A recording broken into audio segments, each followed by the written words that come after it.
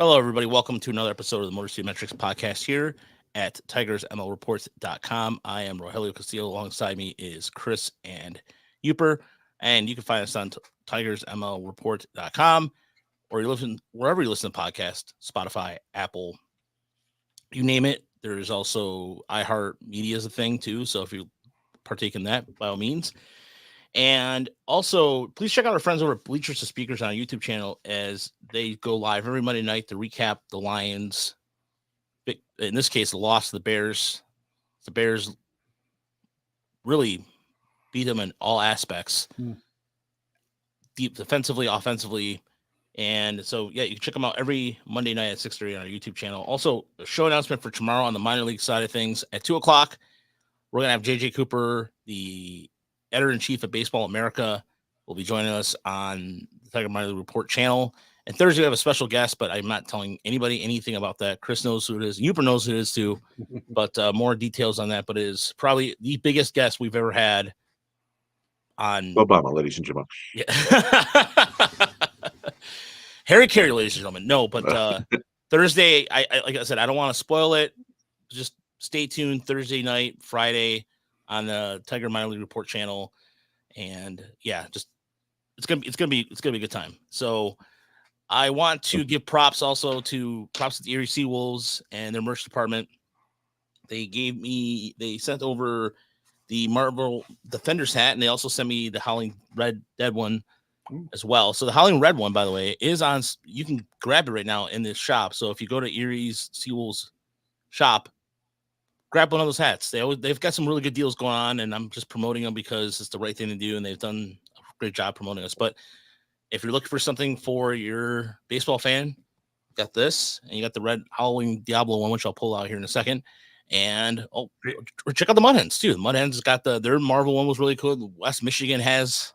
I still think they have some of their hats left, so I'll display those here in a little while. Erie had some kind of special jersey I almost got for my son too. That I think I still might get. I know they were running low on them though. They were black and red. They look really cool. Yeah, I mean, one of the highlights of our trips to Erie is always heading into the merch, the store. We do the same thing in West Michigan. I don't go into the Mud Hen shop as much. They have great stuff too, but yeah, Erie does such a fantastic job with their designs and their themed nights and things like that. And West Michigan does too. You know, West Michigan gets a little wacky at times. There was they had the Paw Patrol jerseys, and they had they do the Dam Breakers as one of their alternate jerseys, and they had the ones that look like waiters for fly fishermen. So a lot of fun with that stuff. But yeah, Erie does a great job, and every time we go in there, I'm sending like a half dozen pictures home to my wife to see, okay, what works for Harrison. So yeah, check them out. I'm sure you can order them online. Mm-hmm. Yeah, definitely. And that's sorry, I was getting caught up with answering Detroit Degenerates question. We're going to be in Lakeland. So we're going to try to GoFundMe here shortly in a couple weeks. Once the holiday season's over, our goal is to get down there. We already have a place to stay. I already confirmed that. And now it's just getting down there. So you've done in the last 2 years, haven't you, Raj?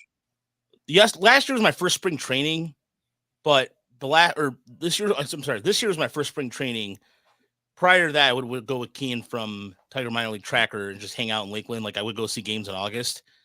So now that I'm a part of the Detroit chapter of the Baseball Writers Association, I can go down there and have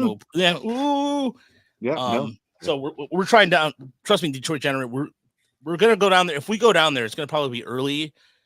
Because I think in early March, I'm traveling for work. I'm traveling Tacoma in March, and then going to St. Paul in April. So I'm actually traveling for my day job for the first time in quite a long time. So, appreciate that, Detroit Generate. Thank you so much. He said in the comments, he gonna come for a couple $100. That'd be sweet. So I know Chris and I were talking about. I was talking about maybe possibly driving down there, but that is a lot.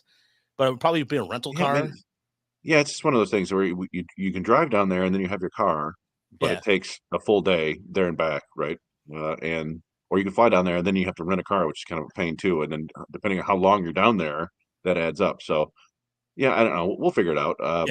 It's one of those things, like, it's nice to get down there at the beginning of spring training because you get all the drills and all the stuff and you have a better chance to interview guys. But then at the end of spring training is when a lot of the backfield games happen, which is more appealing to us as from the minor league side. So we may have to work something out where we kind of have a crossover where we end up, hanging out for like 2 days together, but also Raj is down there for a week and then I'm down there for a week. But I don't know, we'll figure it out. I haven't gone the last couple of years, but I need to go this year because it's about time. Yeah. And so, by the way, theirs is the new Howling Wolves one. So please, that's the jersey they have, dude. They got a jersey like that too. Yeah. The merch person, Christy, is a fantastic human being, and she will hook you up. And also, this was the 30th anniversary West Michigan they had this year. That's a really cool cap. That's probably one of my favorite ones that I collected this year. And so, but yeah, the Marvel Series one, the bat and cannon and all that, go to the Erie Seawolves website and tell them the Tiger Minor Report sent them over. But let me get this out of the way real quick, too. All the major sports are in action with the college football playoffs ready to kick off and Florida State getting screwed, however you see that. So if you still want to bet on them, though, Bet Online is your number one destination for all your sports wagering, including news for pro football, the NBA, upcoming fights, and NHL games this season. So Florida State and Georgia, you want to bet on that? Go for it. Or you want to bet on the Pistons losing 30 in a row, because that could be potentially happening. Head to the website today to get on the action and see the updated odds for the week. Remember to use the promo code BELIEVE, BLEAV, to receive your 50% welcome bonus on your first deposit. Bet Online, where the game starts. All right. Yeah. And we did take a Greyhound down there. I never understood them. When I see a Greyhound route, they're like car wise, it's like 22 hours. Well, like a Greyhound's like 2 days. Yeah. Amtrak. I've taken an Amtrak before. My dad used to take the Amtrak to Chicago when he worked in Ford in the 80s. And I've taken an Amtrak in Baltimore too. That was kind of sketchy. But yeah, I wouldn't mind a train. I think trains are cool. I really do. I like the idea of just not having compare that to a plane where you feel like you're kind of sardined. I can't imagine what kind of circuitous route we would have to take to get from, Ann Arbor, Detroit to Lakeland, Florida via train. I think we'd been in like Portland, Maine at one point. Yeah, I don't know. Yeah, I never understood that. Like it would be like some sort of like I don't know if you've ever seen Midnight Run with Robert De Niro and Charles Grodin, but it would just be something like that. Good. Yeah, they ended up in Amarillo, Texas at one point, and then ended back in Chicago. So, and by the way, I was confirmed that there is more jerseys on the way, Yoop. So very nice. So just as a heads up. Yeah, 23% off all Marvel products this week. So all right, enough plugging and getting into what we want to talk about a little bit. So the Tigers resigned Andrew Chafin, and Scott Harris spoke to the media today. I missed the call because I was preoccupied with Thursday because I was around the same time I found that out, and I totally blanked out. Oh my God, I was so excited about our guest for Thursday that I missed the call. It was like 3:30. But anyway, and Harris mentioned him being a high leverage reliever. Of course, that news is the biggest news of all. No, I'm just joking. I mean, the Shoeni Ohtani stuff. Gentlemen, let's get into that because I mean, don't get me wrong. I like the move for Andrew Chafin. Makes a lot of sense. Gives the Tigers a veteran lefty and shores up the absence of. I mean, you know what? I'm going to miss Tyler Alexander only because he can start and do a couple things, but I'm sure they'll find somebody like that eventually. But no, having a familiar face back in the bullpen is good. Yeah, it's a 1-year deal with a second-year option, right? And it's entirely affordable. I think it was at 4.5 for the first year, then maybe 6.5. There's some incentives based on innings pitched and stuff like that. Not going to hurt them at all if it doesn't work out. And he had a bit of a rough year last year. The main issue was he seemed to be walking more people than usual. Yep. And I don't think you just suddenly start walking guys, right? Like if you've thrown a decent amount of strikes in your career, it just seems like something that was probably mechanical. I like the odds of fixing mechanical issues with the Tigers pitching crew. Chris Vedder, Juan Nieves, and Robin Lund. I think they do a pretty good job with that. And also, sometimes when you're a pitcher and you start walking guys, especially a reliever, you're walking guys, you might be more inclined to just kind of, not necessarily you don't want to throw fastballs like over the heart of the plate, but sometimes you kind of have to if you're not locating well. And I think as a reliever, you can basically get your numbers skewed by 4 or 5 bad starts or bad outings, I should say. And I think that happened with Chafin. I don't know if he's going to be as good as he was the first time around or as he was with the Cubs before that, but to me, it's just kind of an upgrade over Joey Wentz, right? And that isn't to say that's not to say that Joey Wentz won't make the club. He's out of options, so it's but and he's got pretty good stuff. He was okay as a reliever last year, as opposed to being a starter, but without signing Chafin or another lefty reliever, Wentz was basically their only other left-handed reliever option. It was Tyler Holton and Joey Wentz. That's all they have on the 40-man because as Raj mentioned, Tyler Alexander's gone. So it's a slight upgrade there at least. So I thought it was a fine signing. It's like a little incremental upgrade, and that seems to be kind of Scott Harris's game. Well, cheap short contracts for the bullpen is the way to go. He's had a run of success in his career where you can squint and kind of write off the troubles he had last year for a lot of what you just said. I mean, another thing he might have had a small injury that he tweaked for and affected him, but didn't keep him off the mound. But also over the course of a long career, you're talking 50 innings. That's really is such a small sample. I'm not too worried, but that was the first thing that did jump out to me too when I looked yesterday. Why he struggled was the walk rate was significantly higher than his career average. So if they get that calmed down, there's no reason why he can't give them 50 competitive innings next year. Yeah, and actually, sorry, Raj. No, go ahead. I was just going to say, when he was with Arizona at the beginning of the year, he actually was striking guys out at a career high rate. The walks were up too, but I don't know what exactly was going on there, but he was striking out tons of batters. And then he got to Milwaukee, and the walks stayed high, and then the strikeouts went away. But it's 17 innings or something like that, so it's hard to know. But he's been a quality left-handed reliever for many years, so I think it's a perfectly acceptable minor risk with some moderate reward. Yep. By the way, Todd informed us here in the chat, Ann Arbor to Lakeland is 39 hours and 41 minutes by Amtrak. Yeah, you're literally taking a left in Albuquerque.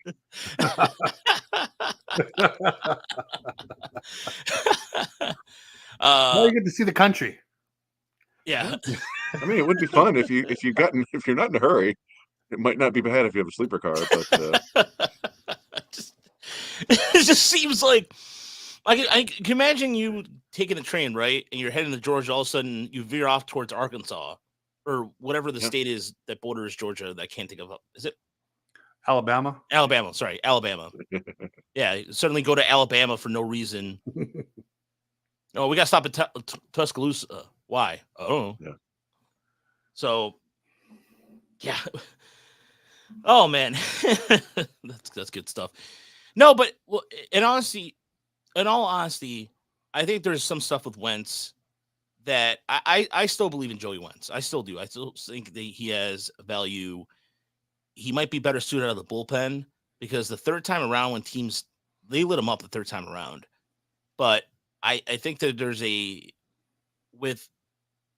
I think it's probably between the ears with him a little bit personally because he does have the velocity. I mean, we did see it at times where there's kind of things with that I think that are still good with him as an arm wise, but I just think the Tigers still have to figure out a way how to use him.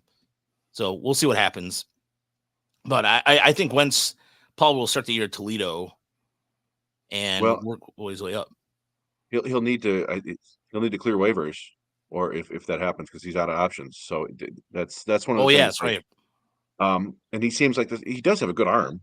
Like, we've seen him as a lefty up to 95 or higher. It's got a pretty good changeup and show a decent breaking ball. I just recall it seemed like multiple times last year he'd have an outing where he just was absolutely perplexed. He'd be like, he'd throw decent pitches and they just get rocked, and he like it was almost like he had been tipping pitches or something. It seemed like he had no idea how he was getting hit so hard, and maybe it's just not that good of stuff. But I mean, I think he'll be given a chance in spring training, but he may be the odd man out now. I don't know. I haven't really drilled down in the entire bullpen at this point, but Chafin gives them a guy that he's going to probably primarily pitch 7th, 8th innings. Hinch will use him whenever he feels appropriate, right? But I could see 2-3 times next year where maybe Lang or Foley have been called on to close the game and things don't go right, and then he goes to Chafin. Yeah. And I think you can confidently do that as a guy who he might close a game or 3 during the season, and so it's nice to have another high leverage arm in the bullpen. The more of those you have, the better you are, I think. So Harris was talking about more pitching, right? Can't have enough. He gave us all the cliches today. Do you think they add another bullpen arm, or is it going to be a starter? I think it's going to be a starter. I mean, if you're looking at the market right now, by the way, before I forget, the Royals signed Seth Lugo to a 3-year deal, which is, Chris and I were talking about that earlier. We're just he compared it to Gil Mesh, and that was a fantastic comp. That's just kind of what it reminded me of. It reminded me of the Royals have this tendency to go sign like a number 4 starter and make him a number 2 or number 1, but that's not entirely different than what the Tigers did with Kenta Maeda. Really, it's he's going to be probably the number 2 starter at the beginning of the year. He might be the number 4 by the end of the season, but I mean, I thought it was a solid signing for the Royals. He's been a guy who's kind of an up arrow next to his name. I know he's like 34, and I think they maybe had to. I assume he went there because they were giving him more years or more money than anybody else. I would, but it's also if he pitches well, that's not a hard contract to trade at all. And we saw what they did with Aroldis Chapman. People didn't want to touch Aroldis Chapman, and they signed him, and then they traded him, and they got possibly their ace for him, which was a great return. So I kind of like that for the Royals. It's a little bit perplexing for Seth Lugo, but you go where you get the money, right? I think they were going to sign Chris Stratton too, the reliever today. Might be happening. I think they gave Gil Mesh 5 years, didn't they? Back in the day, it was like 5 for 55 or something. Something like that. But I was talking to Roger because he actually pitched fairly well for the first 2 seasons of that. He was really more of like an innings eater, but it worked out okay. And then I think I don't know if he broke down or something like that, but it felt like a Gil Mesh shining to me. I don't know. It's been like 15 years since that happened, but it just popped in my head. What was because then end up happening is that they brought back, what was the Bruce Chen? Because that was around the Bruce Chen era, where somehow he always came back, and that guy was always a Tiger killer. Paul Bird. Oh, Paul Bird. Oh, Paul Bird. Well, so here's the thing, though. People, I don't think the gap between the Royals and the Tigers is nearly as wide as maybe Tigers fans would like to think, and as wide as the last year's records may have indicated. Because they're kind of similar as teams, honestly. The Royals have a young star in Bobby Witt Jr., superstar, and Pasquantino is going to be coming back, and they've got that the top of the rotation starter, and they've got Brady Singer is okay, is like a number 4-ish. So I think they maybe don't have the depth the Tigers have, which is saying something because the Tigers don't have a lot of depth. But you could make the case that the Royals, the Central's just wide open right now. Anybody going for it a little bit, you catch some luck, you might win the division with 85, 86 wins. So I good for the Royals for spending some money. Yeah, I was gonna say, for all intensive purposes, it just helps out the overall competitive, because they're spending money. Meanwhile, imagine being Cleveland for a second here. You're not spending any money. You will not. You refuse to spend money. And it's kind of embarrassing when the Royals are going out there and doing that. And they tried to, you know what? I'm on record to say, I fully admit this, that their route of drafting pitching, I thought would work out better than the Tigers. And sure enough, I was wrong. And Royals? Yeah. Or Cleveland? The Royals, rather. And so they're addressing it now. At least they're addressing it now. As far as names that are out there that are left, Jordan Montgomery is a name. For some strange reason, between Jordan Montgomery and Michael Wacha, I feel like one of those names could end up as a Tiger. I only say that because I think having Jordan Montgomery gives them a lefty, or if they don't get the Japanese pitcher Imagata, which I love. That would be awesome. The Tigers really like him a lot, but so does every other team every other team out there. So Everything, it looks like Montgomery's price tag. Just every time I see an article, it goes up a little. Yeah. So I just don't know if the Tigers are going to play in that ballpark. Yeah, if you're Montgomery's agent, I don't know who it is, you're probably pushing for the same contract that Erod got. Sure. Yeah. He's got experience pitching in New York and in the World Series and stuff like that, and he's lefty and he's pitched well. Now I think Jack Flaherty. we think the Tigers are in on Imanaga, but beyond that, I don't expect them. If they don't get him, and that does seem kind of like a long shot at this point.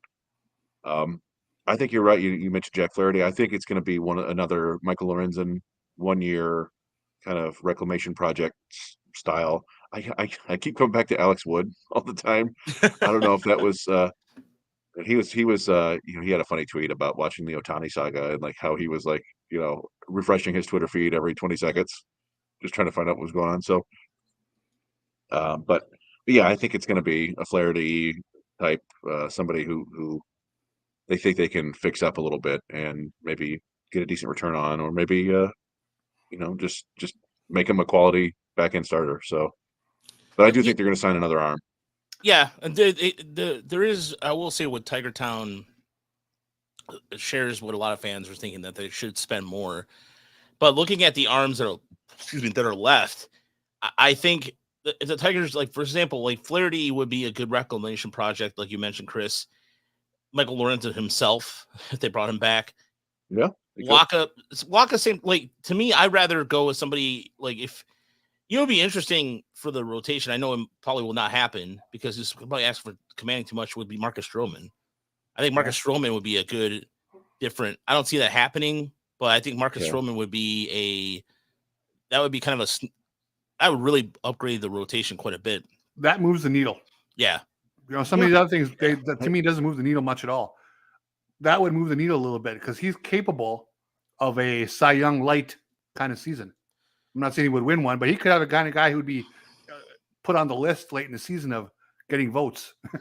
Bada bing, bada boom, says Lucas Giolito, but I think the White Sox are asking too much for him. And I look. Well, he's free agent. Oh, free agent. Yeah, he's free agent. Yeah.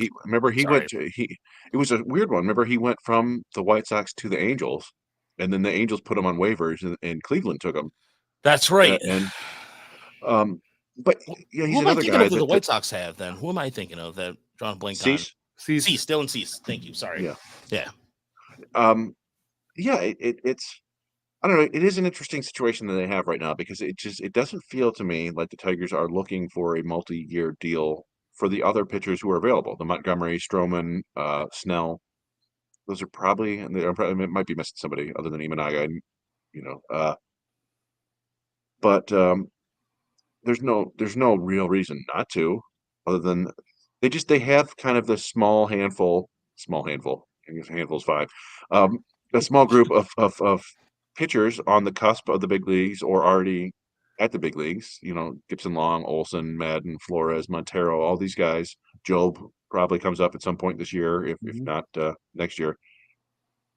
So it's a little bit reminiscent of kind of their situation at second base, third base, where they could add one of these guys, but they don't necessarily want to block anyone who might bring them cheaper value and or more trade value if they get some experience in the big leagues. I'm less convinced of that from the pitching side. You could always use more pitching, and Scott Harris said as much. So I guess I shouldn't dismiss that offhand right now. I just it's just one of those things. I don't know. It was at Tiger Town, about Illich spending more money. There's just nobody from a position standpoint to spend money on this year. It's not good. It's not a good crop of hitters outside of Matt Chapman. You're not going to spend a lot of money on anybody. There's a guy on the market who had a 341 on base percentage last year with 36 homers. Crickets about him. Bellinger? No. Who am I thinking of? Gurriel Jr. JD Martinez? No. Justin Turner? Who had 36 home runs last year? Think about in space. Astros. The blank system. Alpha Centauri? Yeah. Jorge Soler. The solar system. Soler. Well, Yeah, well, I mean that is interesting because he is He's a pretty right-handed much bat too. a DH. You can put him in the outfield, right-handed power, but that's the guy I think that people are expecting. The Marlins didn't give him a qualifying offer, right? Or did they? And he turned it down. I think they. I can't don't remember remember. if they. Oh no, he opted out of his last deal of the year. He opted out for his final year of his contract. Yeah, I Here's don't the think they thing. gave him the I'm qualifying not offer. saying he's a star, and I'm not saying they should even go get him for sure. But when you think about it, a 341 on base with 36 dingers, you would think there's a market That would work there. just fine. Yeah. You would find at bats for that guy. Yeah, no, that's that. I mean, I wouldn't hate it. Yeah. It just depends on. I'm sure he's looking for a multi-year deal. I don't know if he's ever had any kind of multi-year deal. And he came up with the Cubs, right? When Scott Yes, Harris and was there, so there may be some familiarity there. I don't know. That's an interesting name. You don't hear much. That's a good point. That is a name that's been relatively quiet because a lot of the Ohtani contracts been taking up the headlines, and obviously, so we'll get to that here shortly. But yeah, there's not even like Corey Bellinger too. That's a name that's been relatively quiet too. There's not been much discussion about that. And I know that every once in a while Clayton Kershaw gets mentioned, but I mean at this point, he's either gonna be just a veteran signing at this point, whether it goes to Texas or goes back to LA. I will say this. Surgery. I think the Dodgers are going to get Yamamoto. I mean, he talked to him. There was reports today that he landed in Los Angeles. He was talking to him. That the Dodgers need pitching. They're not. I don't think the Dodgers are done by any stretch of the imagination. right. And they're going to go with a name. I think they're going to go with the name. Yeah. I'm sorry, I was distracted by what Deadly Ninja B said. Is that what it looks like still? Yeah. Is Brown still at a black site? I have most of my lights on. I just don't want to have the light on here because it's too bright. But yeah. But I was distracted by that. But no, but I think the Dodgers are going to either potentially trade for an arm, or I mean, they could be in a Dylan Cease sweepstakes too. That's a team that maybe comes out of nowhere for that. Yeah, I mean they were connected to Glasnow too, which makes sense. Yeah, because then he could be closer to his doppelganger. Why wouldn't they go get two guys? Why not? Murphy? Yeah. No, they will. I think they will. I think Yeah. that they've got Bobby Miller, but I think Dustin May be coming back from injury later in the year. Walker Buehler should be coming back. There's some talent there, but you never know with guys coming back from injuries. You talk about that all the time with like Casey Mize. Yeah, Yamamoto I think would be a fit. You assume he would want to play with Ohtani. You don't know though.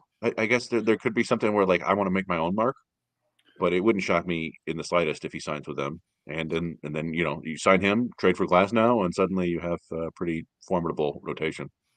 Somebody stalked his Instagram, and apparently he's following Mookie Betts and Shoeni Ohtani. So there's people out there that do this. I mean, I mean, then again, we can't talk because we just did that. Chris just did that recently with a Tiger signing a. Yeah, I hate to do that. I don't like to do that to like find out what minor leaguers are doing or what's happening in their personal lives. But get married, I don't care about that. When with the international signings, and I think it used to always be you go to MLB Pipeline or Baseball America and they say, oh, so and so is interested in the Dodgers, which meant that he'd already signed a deal with the Dodgers, right? Like it used to always, and I think for whatever reason, Pipeline stopped doing that. They're like they don't say that anymore. But with like 15, 20 guys in the Pipeline top 50 international list, they're just wearing like an Atlanta Braves hat. You're like, okay, I think he's going to sign with the Braves. And so I just went through the rest of those top 50 guys looking at their Instagram. Like, okay, are any of these guys? And the one kid was wearing the Tigers hat, the Tigers shirt, and Tiger shorts. I'm like, okay, I think he's going to sign with the Tigers. Yeah. And Nestor Miranda, there may be another signing or two. I just felt like something that was easy enough to do that didn't. I don't know. Maybe it's creepier to do that with these kids, but I felt like if that's their profile picture, it's probably a decent guess that they're going to be signing. So absolutely. But again, that usually, we talk about these guys when they sign, and then we don't hear from them for another 3 years. Yeah, not to mention, I mean, we are in the business of providing updates about the minor league, so anything we can pass on. Yeah. and beat some people to the punch, by all means, that's what we'll do. And so that's why, you got to be a sleuth. I mean, that's why when it comes to the top 30, and again, you want to talk about why we have our list. We'll talk more about that on the minor league side of things, but there is a method to the madness to everything. So go ahead, Yooper. With Ohtani, $2 million per year. Nothing illegal about it. Just people are saying it's not fair. It's got to be fixed, and maybe it does need to be fixed in the next go round of the collective bargaining. But right now, it's totally legal. Really, a masterstroke for the Dodgers, right? I mean, it's beyond a grand slam for them. They have to be just stoked about this. Well, apparently the Giants were in on Ohtani too, but they instead went and got their second target, which has one of the best baseball names of all time, Hung Ho Lee, the Korean outfielder, Hung Ho Lee. Yes, that's seriously that is. The fact that I'm impressed that I slowed down enough not to stutter his name, I'll take him back because that's how cool his name is. Hung Ho Lee signed to a 6-year deal with an option out after 4. 113 million, I think about 19 million a year, which is that's a lot for a guy. Korean guy.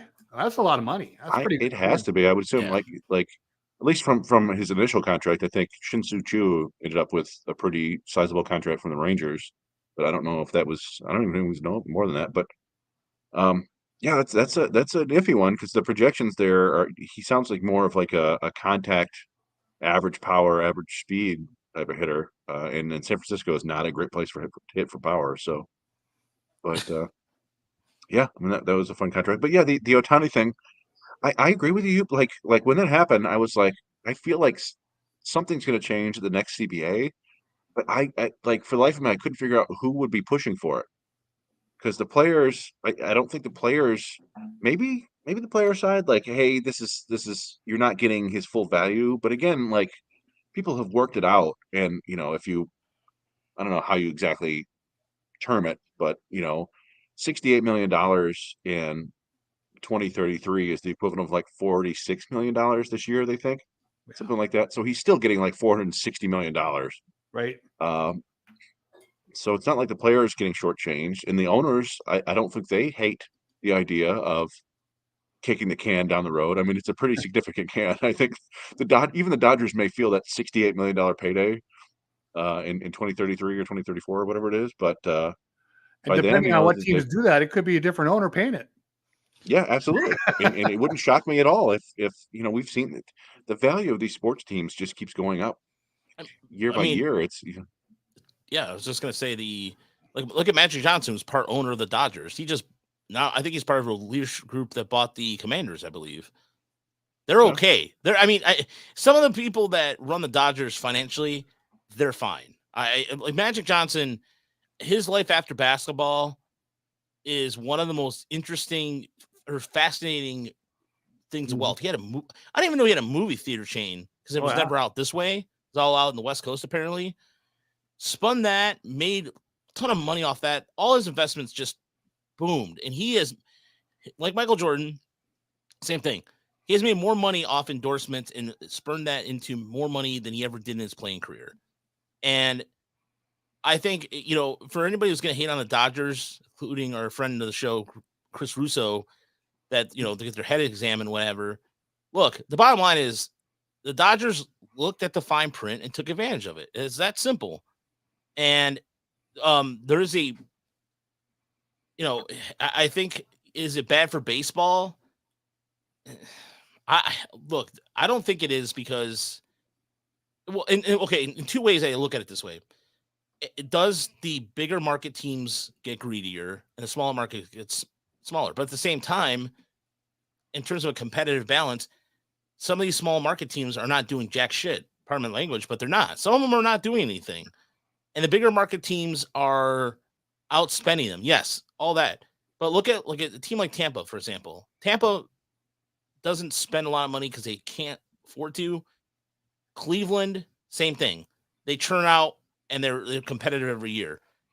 It's not good enough for some of the fans because you're right. It's not good for the fans sometimes because they get so close, but they don't win it. I mean, The Guardians came close, lost to the Cubs, and the Cubs were due. But what I think, the reason why I think it's also good for like maybe a team, perhaps like a team like a small market team could consider this idea. Who knows, Yooper? I don't know if they're going to do something like that. And this is where old BK comes in, and this is where this exactly it. He bought the team for $85 million. Now they're worth $1.4 billion. They're not hurting. I'm not going to do this generic. Well, they're worth this. It's because worth. There's so many things that go into worth, but you have to wonder, Yooper, in certain, like in terms of if it's whether it's bad for baseball in a sense. Imagine being a team like the Pirates or Cleveland at this point, and looking at that going, bro, what'd you just do to us, man? Now we got to do something. Yeah, here's the thing. Shohei Ohtani was never going to go to Pittsburgh anyway, right? He was never going to go to Minnesota. He was never going to go to Oakland or Tampa or, So he ended up in a team we all thought he might end up with anyway. They could have easily, if the Dodgers wanted to write a check for $70 million per season starting today for Ohtani, they could have done it. And, they'd be no worse for the wear, but they might say that limits our ability to do other things. But they could have done it without question. So they just found a better way to get it done in a way that they can probably even build a better team. Now, for if we're taking the Pirates or the Tigers or whoever as a team that wanted to do something like this, it really becomes, what does ownership want to invest? What do they want to be on the hook for down the line? How urgent do they want to compete right now where they could offer someone a deal like this? It comes down to ownership. The Guggenheim Group in Los Angeles, they want to win, and they want to do what's necessary to win, and they know they have the money to win. But with all that said, they won one World Series, right? So it's not like it's a given. Yeah, I think Ohtani, we could worry about this happening a bunch, right? And the Dodgers signing a dozen different guys for $2 million a year, and then having a $800 million payroll 10 years from now. I don't think that's going to happen. I think if these sorts of deals backfire, I don't think teams will give them out. I think Ohtani is a very special case where he also seems just like a really different kind of guy, if you will. Like, I think Tom Verducci, possibly the last non-AI writer for Sports Illustrated, wrote an article about. Do we know that? Yeah, that's true. I mean, the hair, it looks fake. Yeah. Ohtani really wanted to know, like he was really interested in the Dodgers farm system and wanted to know how much talent they had coming down the road. Like he really seems like a guy who just cares about winning World Series and championships and having the best chance to do that. Now, obviously, he's getting paid a ton of money too. Right. I'm sure he cares about that. But it seemed like he also went to and that's where the Dodgers have always had the advantage, right? Is that they have all this money and they have top-notch scouting and player development and a really good major league roster right now. So I don't know. I don't think every player is going to be like that. Maybe I don't see Juan Soto signing a deal like this. I'll say that. Yeah. I think he's gonna go. It wouldn't shock me if he re-signs with the Yankees, but he's going to go to the highest bidder, and he's probably going to want as much money as he can get right now. Right. And that's what most players are going to be like. I think I'm not trying to disparage Juan Soto at all. I'm just saying Ohtani is just a little bit different, I think. Yeah, and what makes him interesting too about Ohtani, the one thing I will say that about this too, the Dodgers. Let's go, Yooper, you can attest to this too. The Dodgers have been good at player development for decades. It's not a recent thing. No. I mean, you talk about three rookie of the years in the 90s, and I used to know this is a trivia question. Four in a row, right? Okay, so wait, was it? Wait, hold on. One was Eric Karros, Mike Piazza, Nomo, Piazza was the first, and then Raul Mondesi. I don't know the order. There's a fifth, Todd Hollinsworth. Oh, really? Yeah. No. But the other four were right. I got the other four right. Yeah, I got the other four right. Yeah, absolutely. Let me look at these rookie of the years. Okay.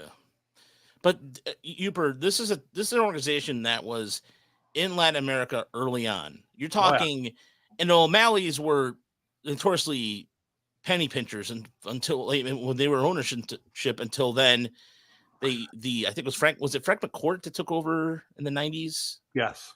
Yeah, He and was then the they parking lot spent money. magnate. Yeah, and then they spent a lot of money, and then it just went frivolous. But the Dodgers, for like maybe 2 seasons in the 2000s, lost their way with player development, but went back to that formula because they know how to do it better. Outside of maybe I would say the Cardinals. I mean, historically speaking, the Dodgers have always been really good at that. Well, it's funny you say that, right? Dodgers and Cardinals. Who do they have? Go way back in time. Who do they got in common? Oh, Walter O'Malley. Tricky. Yeah, Brad right. Tricky. Tricky. Yeah. Yeah, and it's so amazing that he basically started both of the traditions there, and it's carried on to this day in one shape or another. So I'm looking. Yeah, and 92 was Eric Karros. Eric Karros, okay. 93 was Piazza. 94 was Mondesi. 95 was Nomo. 96 was Hollinsworth. It was broken up by Scott Rowland of the Phillies. And I feel like did they get another one? Didn't Rick Sutcliffe win a Rookie of the Year there? But like in the 80s? Oh boy, I thought that would have been. was Sutcliffe on the Cubs, or he was out on the Cubs after he left LA? I think he came up with the Dodgers. I'm looking. We got at one point, Valenzuela, Steve Howe. Yeah, so they had a 3-year run with Sutcliffe in 79, Howe in 80, and Valenzuela in 81. It's insane. And here's the thing about those crazy Dodger teams in the late 70s. They would develop their starters through the bullpen. So David Stewart, who ended up being successful in Oakland and Toronto, Bob Welsh. Mm-hmm. Bob Welsh was a guy. He was a Park native. Rest in peace. Also, Eastern. He went to the same school Chris did, Eastern Michigan. That's right. Yeah, he's a former Huron. Yeah, Hurons, not an Eagle, Hurons. But no, and something that Michael brought up too in the chat, and old BK said it again. Ohtani does have revenue streams the other teams don't. Yeah, and that's going to help him down the line, and that's going to help the Dodgers. But he's not hurting for money at all. Yeah, he's not hurting for money. But also, if you think about it too, from a standpoint of the Pacific West, the West Coast period, that is always been a very popular area for Japanese Americans. I mean, throughout time. So, I mean, like Ohtani is basically LeBron James and Taylor Swift combined in Japan, right? Like he is. Yep. Anything he does in Japan is going to make him tons and tons of money. So, as I said, he's kind of a unique player, kind of a unique one, and a really fun. It was a very fun saga to track over this weekend. You know, John Paul Morosi had a rough one. Ooh. He may have gotten used by an agent, or maybe been fed some bad info by somebody else. But in the end, I mean, people will remember that and they'll make fun of him. But in the end, I don't know. Just the scoop game has always been iffy to me, anyway. Like, there's not a whole lot of upside to it, and the downside is this: getting made fun of for weeks and years on end. But it'll be worse in Toronto for him. His name is going to be mud in Toronto forever. I mean, that's got to be really rough for a Toronto Blue Jays fan, is to think that you had Ohtani coming and having lots of reporters say so, and then having the rug pulled out from under you. But now that's sports, man. I've go ahead. I've been there. I used to follow college football recruiting pretty closely, and that happened a lot. And then I eventually stopped following it because I'm like, you know what? Just wait till they actually get on campus and perform. So I will say about Scherzer. You think about Max Scherzer when he left Detroit, right? He goes to the Nationals. A big chunk of his money was deferred, but I don't think it was much more than maybe, what do you think, like 30% of it each year, something like that? I think so. Yeah, I mean, I think he wanted the $200 million deal, right? That was his threshold, and he got 210. Yeah, but I do think, and it was what, 6 years, 7 years? I think 10 million of it each year was deferred or something like that. So yeah, I could see more teams going to that. At the time when that happened, I thought that would start being the coin of the realm, and that would be happening more and more. But it didn't for a while. But now the word deferral has come back to us, and I'm just wondering, if these deals start to happen, if they're more along the Scherzer line. Because not everybody's going to want to play for $2 million a year. Before the Nats were into that, the Nats were very into that, and I think they even offered maybe even Harper and Soto deals like that. By the way, you know what's funny? Somebody mentioned in the chat about it being mentioned. Jeter Downs going see he was DFA'd today. I actually had it in my notes that he was DFA'd. That would be interesting as a second baseman for depth purposes. Jeter Downs? Yeah, Jeter Downs, who was let go by Washington. By the way, the Nationals signed Nick Sandell recently. So, but I found interesting. I'm sorry about Chris. Oh, nothing. It just Jeter Downs makes you think of the Mookie Betts trade, which Verdugo, Jeter Downs. Who else did they get? Anybody? I mean that I don't know. That's what I'd be endlessly upset if I was a Boston Red Sox fan that we had to get rid of Mookie Betts because of money. Yeah, when they basically comical to me. Yeah, that's such a weird deal. But what it was strange was Bob Nightingale, by the way, is a hypocrite because he was sitting there calling the whole thing about, the journalists were acting haste. I mean, this is the same guy who reported that when somebody from the Mets, I forgot who it was, that he reported wrong. So he's been on that train too. So it's the fact that Bob Nightingale was even speaking about it and people were looking for him an opinion about it was just laughable to me because I think everybody outside of Passan somehow, when he's not being hacked by some sort of weird, Ethernet coin account, has gotten one wrong. John Heyman had, I think, Aaron Judge to the Giants before he signed with the Yankees, and which is again like that scoop game. It's you're bound to get got at some point. I don't know. I don't see the value in having it before everybody else by like 2 minutes or 30 seconds or something like that. Yep. But fans who get the player are always super excited about it. So there's that. But I don't know. Nightingale is famous for getting things wrong. Yeah, and that's not this. Like again, it's really deep water to be swimming in. It's tough to do that, and you have to work really, really hard just to get even kind of iffy information. And Nightingale, he's fine, right? But like, it is a little bit sweet hearing a lecture from him on how the media should be behaving for things like this, because he's part of it. He's part of the same churling waters. Yeah, he does the same thing. Yes, he does a predatory thing. And I like Steven's comment here in the chat. $1 today is worth more than $1 tomorrow. Time value of money. Ohtani's made it clear he wants to win a championship more than money. Celebrate the superstar who thinks this way. I would agree with that. I mean, again, hey, we look. And also for anybody, again, this is where, like, it was funny. I saw somebody saying, "Oh, it's just too much money." It's not your money, so why do you care? This is going to ruin baseball. The same stuff that people said when Alex Rodriguez signed that massive deal. No one, what's funny is, like, I don't remember when Aaron Judge signed the deal last year. No one made a big to do about that. Well, I think, he went back to the same team. But no, it's always been the same thing that people said when Darryl Strawberry signed with the Dodgers. It's the same thing people said when Reggie Jackson signed with the Yankees back in 77 or something like that. I don't. The dollar values are astronomical, and ordinary people can't fathom them. But ordinary people can't hit the ball 470 feet and throw 100 miles an hour. Ohtani can. So tough break for us. Mm-hmm. It's just the way it goes. So I don't know. Like, it's the same with every other sport, right? Like, we see these quarterbacks making $60 million a year. LeBron James is making $50+ million a year. Like, they all make a ton of money because they are terribly entertaining people. Like, we love these sports. It's billions of dollars that move through gambling and merchandise and all this stuff, and they're the beneficiaries, and good for them. What is it? That Mark Cuban is building a gambling facility in Dallas? Like, he sold the Mavericks, and he still has maintained some sort of level of control, and he's building like a gambling palace in Dallas. I mean, the gambling is becoming a thing. We just did a sponsor. Thanks to our friends at Bet Online, by the way, of course. Bet Online. Yeah, thanks, Bet Online. We love you. Bet Online. No, but they won't take your thumbs. Yeah, they won't take your thumbs.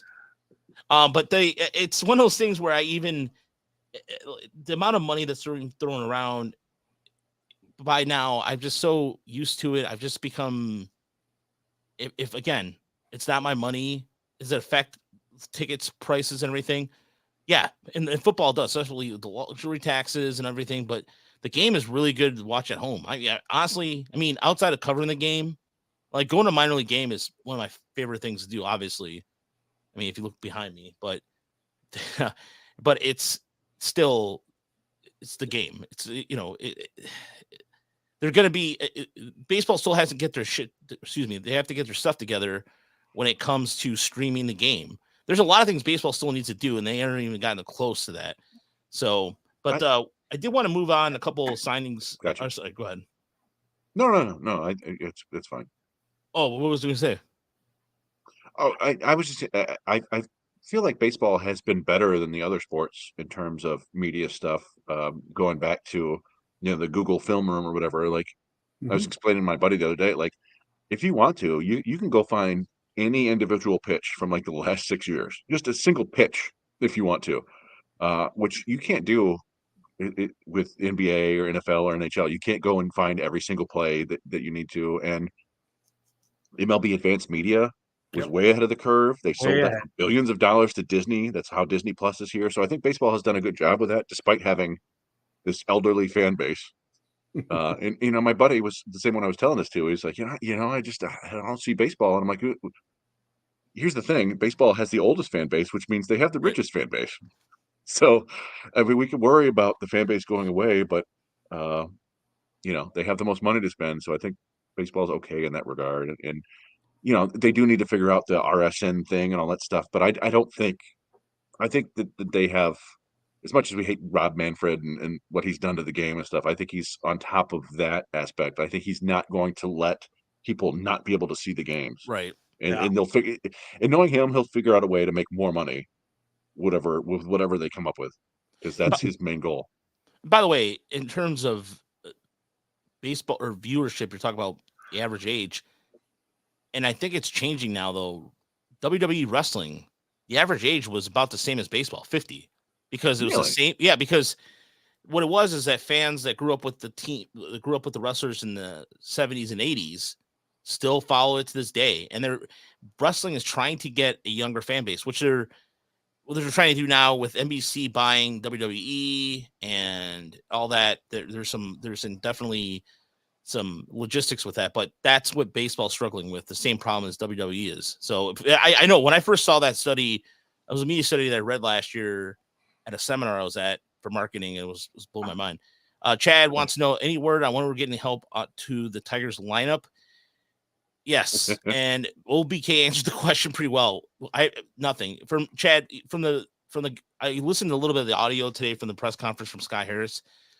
I think they're going to go after pitching, and unless a miracle happens bat wise, that I don't think they're going to get a bat. I don't think they are. I think they're going to be going with what they have and let the prospects fight for positions. So, I mean, go ahead, you.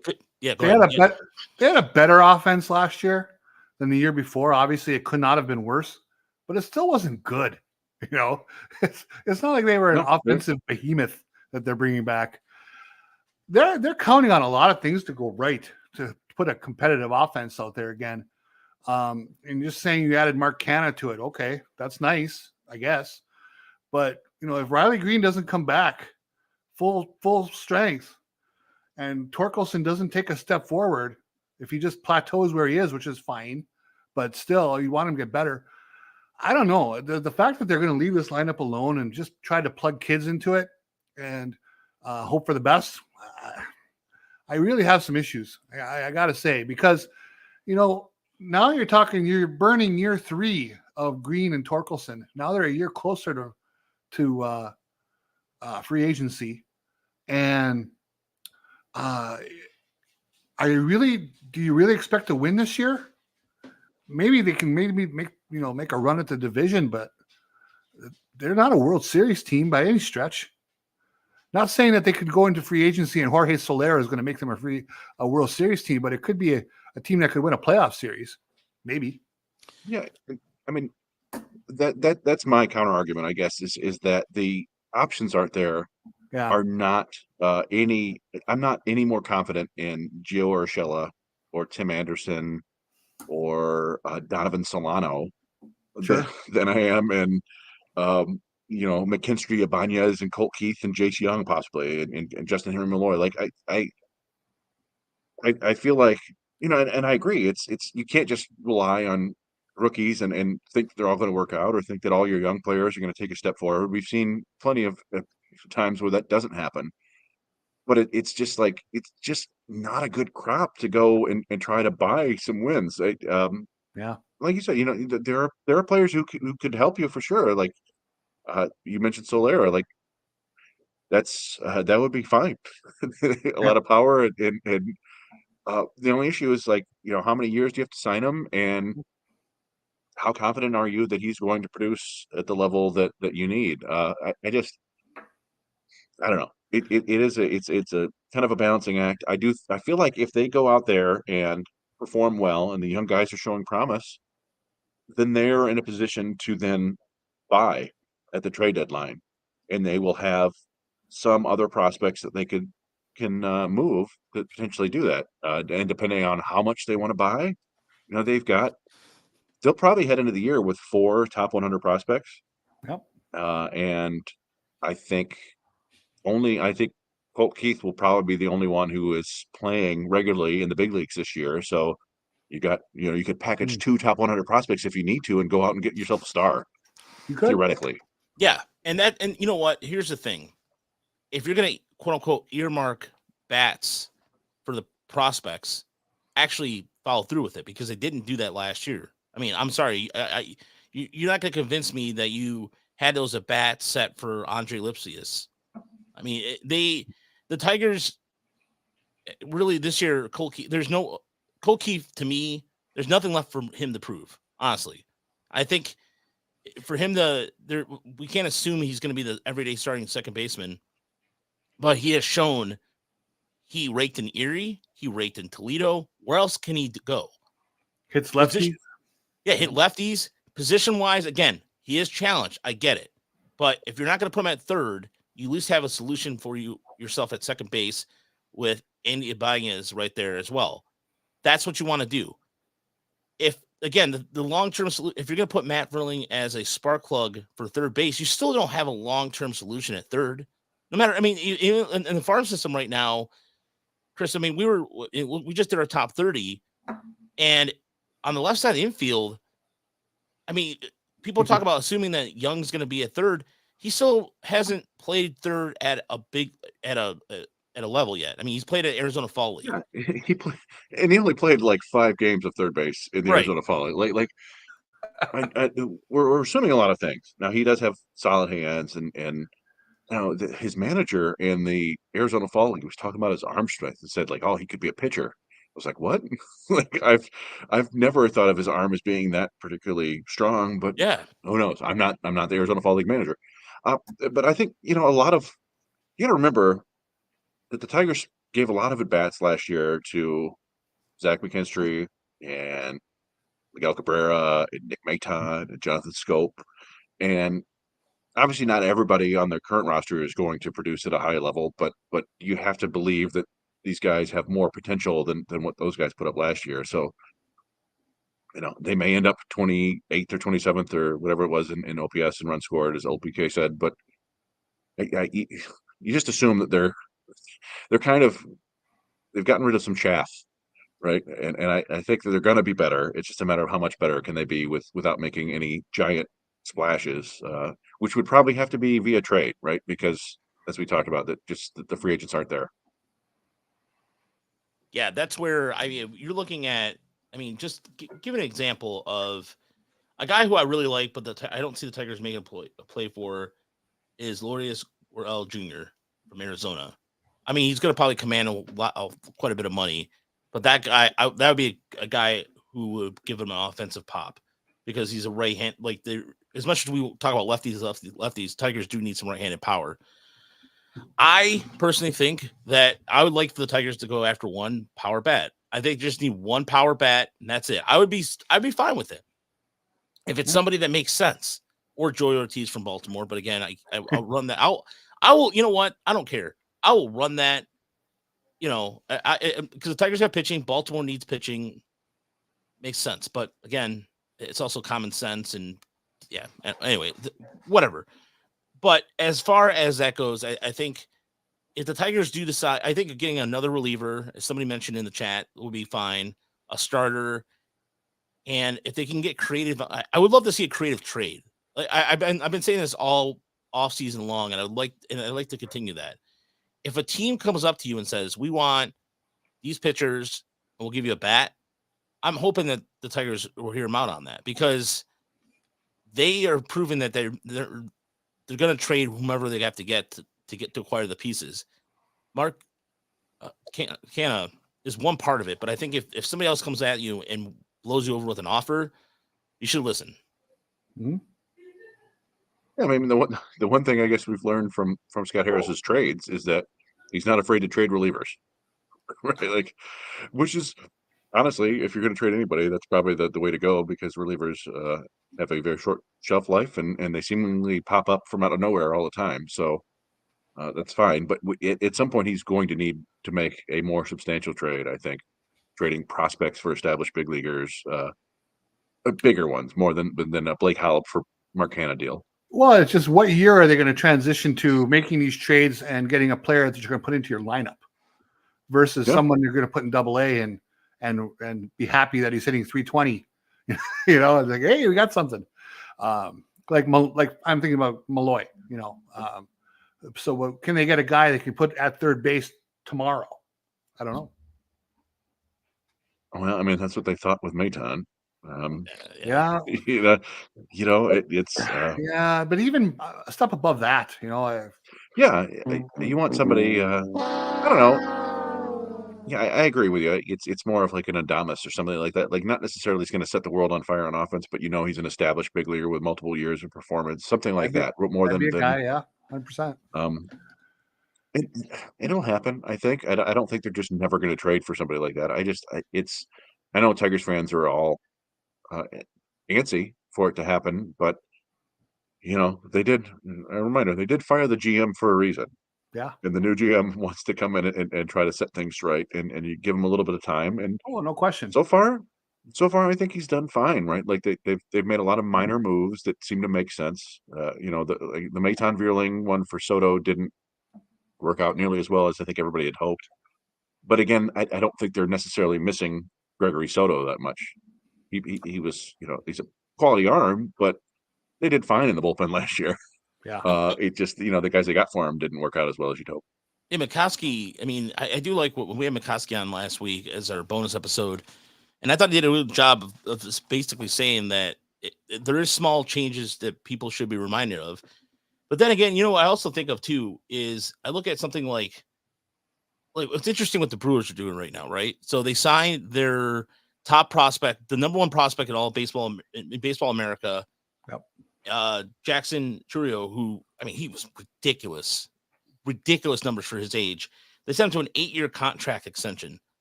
That's saying that's basically getting their market value right there. They're basically saying, you know what, you're going to be our guy. Who's on the roster, Baltimore, or for the Brewers they could trade? Willie Adames. The Brewers are willing to trade anybody. Look, if Milwaukee comes to you, and they've been recent trade partners with the Brewers as of the last couple seasons, I would listen to Willie Adames. I know he plays short. I know he plays the same position as Javier Baez, but I know you got to be creative. That's what I like to see. Be creative. But I know Harris. The one thing I picked up on Harris so far is also there's certain people he likes. He earmarks them and pays attention. And that was something that was apparent with the trade, the Philly for Lee. That's it. How you Lee? Yeah. They liked him before. Yep. And it wasn't gonna. So I think the Tigers have a certain set list, and I mean whatever the list is. So if the list is, I don't know, like there's just, I could see a folded list somewhere in Harris's pocket, right? It's folded, it's got a bunch of names on it, and he's just like, he keeps it to himself. It's just like, okay, are they following the list? And then only people know about the list. It's a fumbled piece of paper in his pocket. Or maybe it's a stylish. You know what? Never mind. What am I talking about? Oh yeah, some stylish book like this. One of these little writer books that somehow you go to Barnes and Noble, and because it's got graph paper and it costs $45. My guess it's in his notes app on his phone. Oh, yeah, it could be.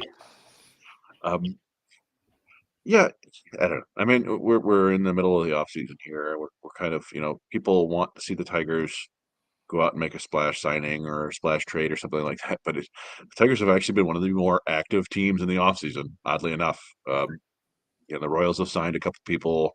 The Yankees obviously traded for Soto. The Dodgers went out and got Ohtani, right? But there haven't. I don't know if a team the Tigers have added 3 players, 3 free agents, or there's one trade and 2 free agent signings, right? Right. I don't know if there's a team that's done more than that, honestly, so far this offseason. The Reds. I mean, the Reds have signed. They Candelario. They signed a couple relievers. They signed Nick Martinez and Nick Martinez. Yeah, I don't know if there's been more than 3 for anybody. I mean, you could count the 5 players the Padres got or whatever for Soto and Grisham, but or I'm sorry, yeah. Well, go ahead, Yooper, sorry. Well, but obviously what they've done with these moves, I mean, it's more of a bottom-up approach, right? They're kind of fortifying the back end of the roster versus the top end of the roster. So, and that's always going to be less sexy for everybody to watch, and I get it. They're making incremental moves. They're in a division that's probably they can take a shot at even by taking these small moves, as long as a few things follow the right way. So I don't want to sound like one of those impatient people. Spend money. I'm not that guy. I never have been. But I'm just at the point now where Chris Ilitch has to make the investment. He has to decide what he wants to be and where he wants to go. And he has to do that through Harris. So is this not the year? I understand the argument. But in terms of making an aggressive trade, we're going to see, are they going to make small moves with the relievers? Or are they going to do something big here in the last couple months? I get the feeling it's going to be small. I don't know. I do like that idea of Edwin Arroyo because based off the fact that Cincinnati's got an embarrassment of riches in the infield. Imagine, I mean, look at being a Reds fan. Let's stop for a second and realize the Reds farm system is pretty stocked. And they got players that are they have to make their decision on players like that. Tigers don't have that luxury right now in terms of from an infield to a certain extent. Not really, because it was something like Justin Henry Malloy really is at the end of the day is going to be a DH or a first baseman, maybe time in the outfield. He's not going to be a third base. But I really think that's where we're going to be standing right now. Is I think Tigers might do a couple of things here before the end of the year, but other than that, I mean, again, I would be shocked. I would love for the Tigers to come out and get a bat. I would, but I just think that I just looking at reading the tea leaves and hearing what we've heard, bats have not been a priority. But then again, Scott Harris also might be just having the best poker face of all time.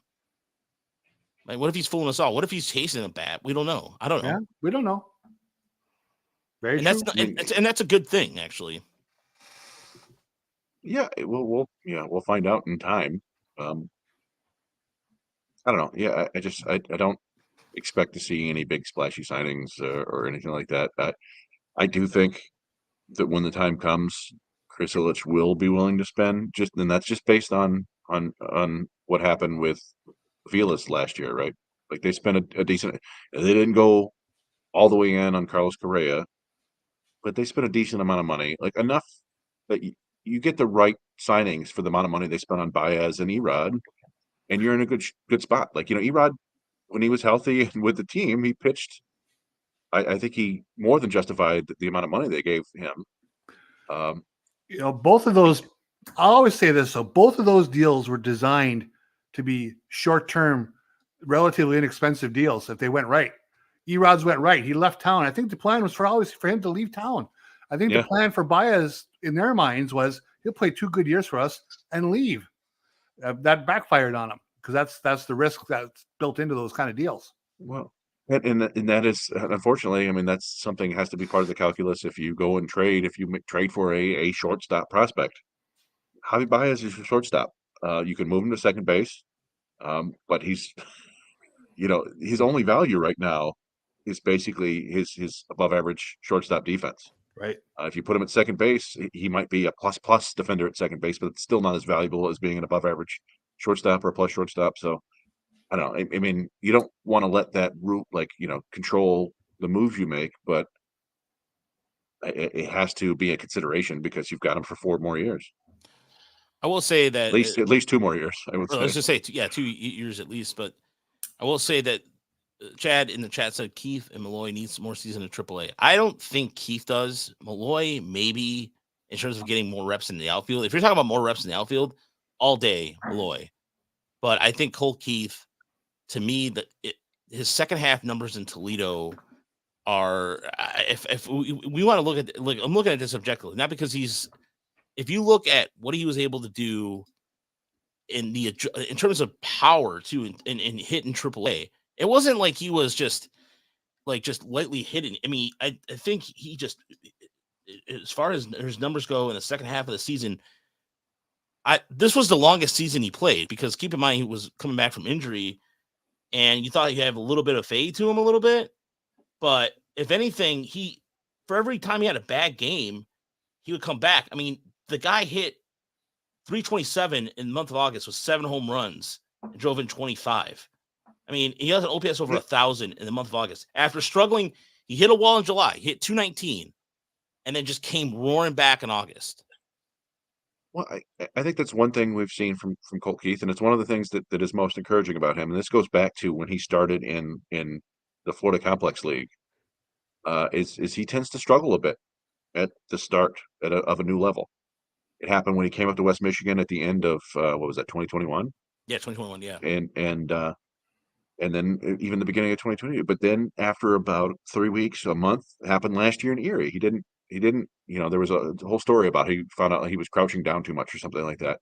He figures it out, and then he hits like crazy. And you don't want to predict a guy to come up and just tear up the major leagues, because it's a huge jump. But I expect him to struggle for a month or two, and then figure it out to the point where he's going to be at least an average offensive player, if not above average. So I don't think more time in AAA is going to help him with that. He figured out AAA. Like you said, he struggled that first month when he came up. He had a couple Titanic home runs, and then kind of struggled a little bit, and then caught fire. And I think that's just who he's been as a hitter. He makes adjustments, and that's what you want to see from your real hitters. Honestly, like the reason why he's their number one prospect on our list is like numbers like this, where with runners in scoring position this year, he hit 366, 427, and 656 with OPS over 1,000. With runners in scoring position, but even Toledo's dimensions, by the way, are kind of weird, left field and right field. So, put in the consideration between that and Erie, he only hit 10 home runs at home.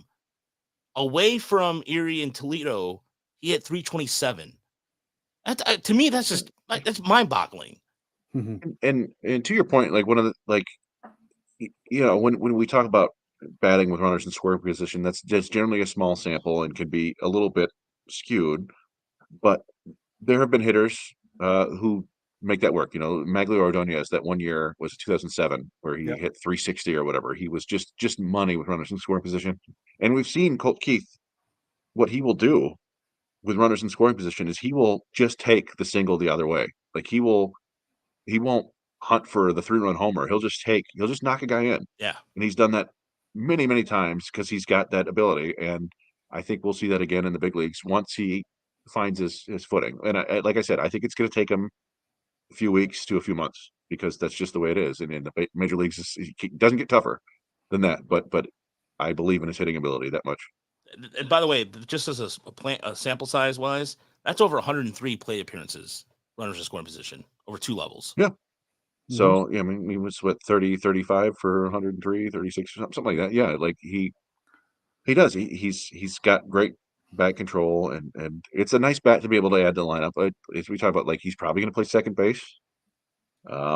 they may, AJ Hinch, they may play him second base against right-handed heavy lineups and then third base against left-handed heavy lineups. So he's theoretically getting fewer balls hit his way because they're not terribly confident in his glove.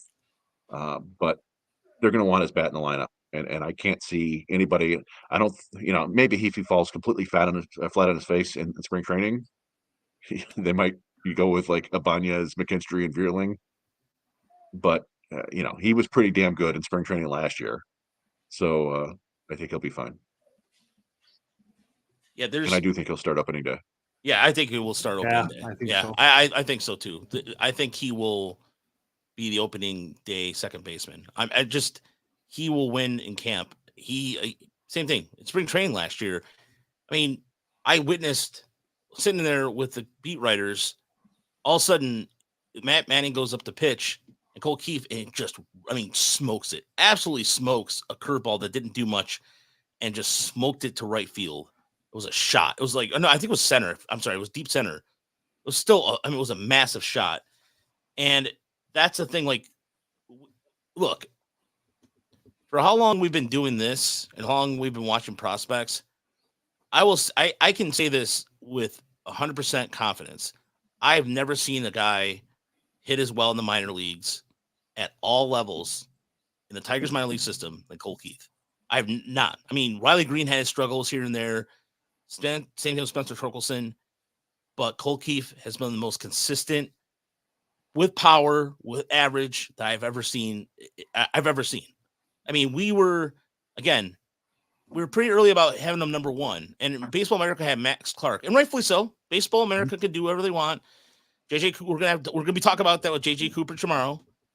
Yell at him. Yeah, what's wrong with you? Cole Keith should be number one.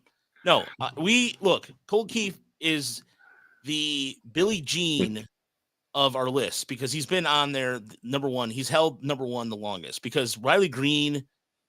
Maybe if we've, have we kept track of that, Chris? We did. Well, that was, I think, in between our iterations of the Tigers minor league report. So we did a top 30 or top 25 for Motor City Bengals.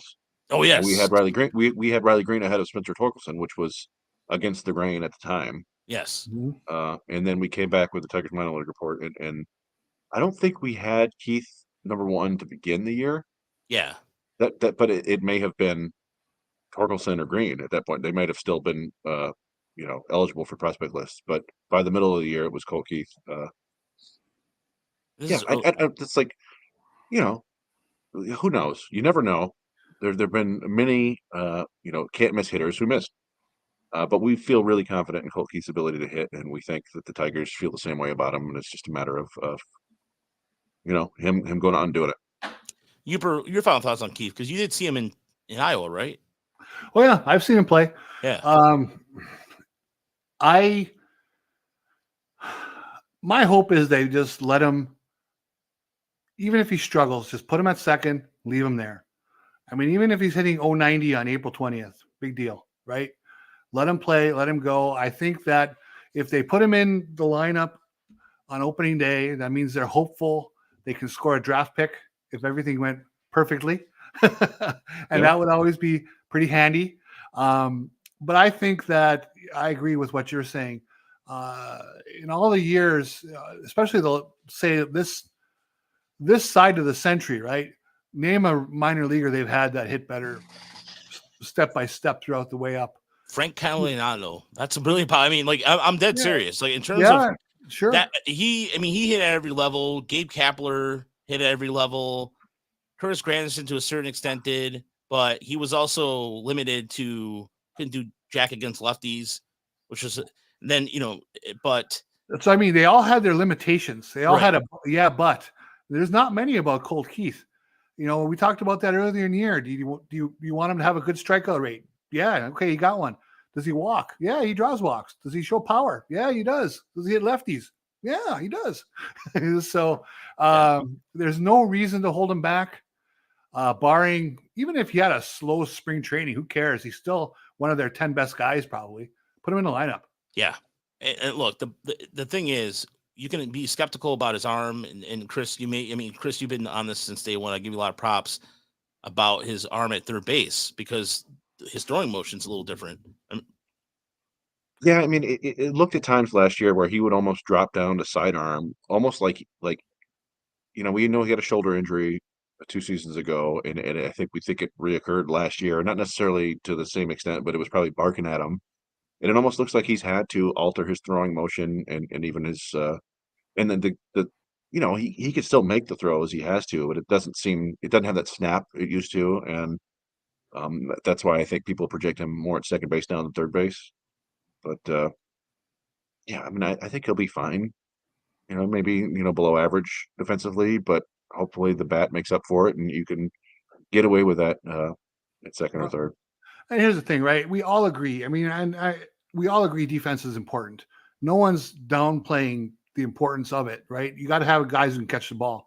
But fact of the matter is, if he can hit, he'll play. And I really believe the same. They really should take the same with Malloy. If the guy's going to hit, they got to let him play, right? He's going to put his way into the lineup because the team as a whole can't hit. If you can hit, you should play. Yeah, it's a little bit tougher with Malloy just because I know of the outfield situation and how poor he was at third base. He was worse than Maton was when Maton was sent to Toledo for playing bad defense at third base, also for not hitting. But yeah, no, I tend to agree with you. If these guys can hit, bring them up to the big leagues, and they got plenty of time to practice and try to get better on defense in the big leagues. exactly. So, by the way, I'll leave you with this moment of zen from the Baltimore Orioles because John Angelos is becoming the Lalcow of the show. It used to be Jeffrey Loria, the former owner of the Expos and Marlins. Well, congratulations. John Angelos is heading to that department. So the Orioles have a list of wants for understanding what they're trying to do right now with the governor and the $600 million plus plan they're trying to do. So this is what John Angelos wants. He wants complete control of how the $600 million is spent through the elimination of the stadium authority's statutory role and making sure the stadium is maintained in a manner designed to extend its useful life. All right. Okay. Elimination of authority-ran procurements and the resulting protections for minority business enterprises and prevailing wage through the dismantling of the authority's statutory role in owning and maintaining Camden Yards. Okay, so you also want to all right. Elimination of the Board of Public Works role in approving how the state dollars are spent. In other words, he doesn't want any authority to tell him what to do because that's what he's used to. A development agreement that essentially gives the Angelos family control of the significant portion of the Camden Yards complex for 99 years. For 99 years. Wow. Even if they sell the team. That is what kind of dick? All right. Wow. Well, wasn't there word last week that they were looking to sell? Yeah, there's been word about that. By the way, and there's two more things too.